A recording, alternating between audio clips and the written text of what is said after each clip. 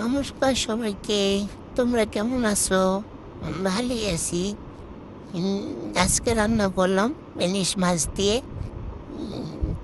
ইলিশ মাছ দিয়ে নারকেল দিয়ে কোরমা। প্রথমে ভালো মতো মাছটা আমি কেটে নিলাম, তারপর নুন হলুদ মেখে নিলাম।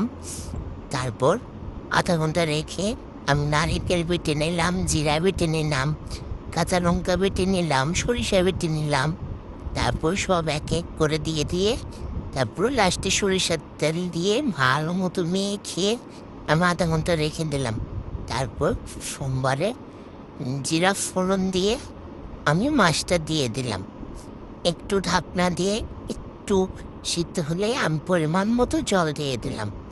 তারপর জল দেওয়ার পর ঢাকনা দিয়ে দিলাম। তারপর কটা কাঁচা লঙ্কা দিয়ে দিলাম। তারপর একটু নামানোর আগে একটু মিষ্টি মানে চিনি দিয়ে দিলাম, আর সামান্য একটু স্বাদ মতো লবণ দিয়ে দিলাম। তারপর নামানোর আগে আমি কিছুটা ভাজা জিরে দিয়ে দিলাম। তারপর ঝোলটা সিদ্ধ হয়ে গেল, মাছটা সিদ্ধ হয়ে গেলে আমি তারপর সুন্দর মতো নামিয়ে নিলাম। দেখো কত লোভনীয় হয়েছে। তোমরা গরম ভাতের সাথে খাও। তোমাদের কত সুন্দর সুন্দর ভিডিও উপহার দিই। তোমরা তো যত আছে টিপটামি করো, তো ওই লাইক কমেন্ট করার সময় এত কিসের টিপটামি? তোমাদের কাছে তো আর বলতেছি না আমার জন্য টাকা পয়সা পাঠাও, তোমাদের তো বলছি শুধু একটু লাইক কমেন্ট করতে, তাহলেই তো হয়ে যায়।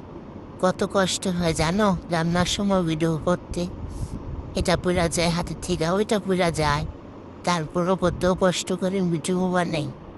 তোমরা একটু সুন্দর মতো একটু ভিডিওটা দেখে লাইক কমেন্ট করো।